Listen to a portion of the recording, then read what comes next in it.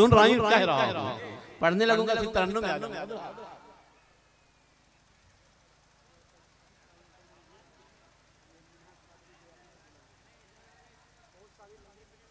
औलादे हम्माद आए तो हवेली छोटी पड़ गई, इनाम इतना मिल गया औलादे हुनर को कि हथेली छोटी पड़ गई।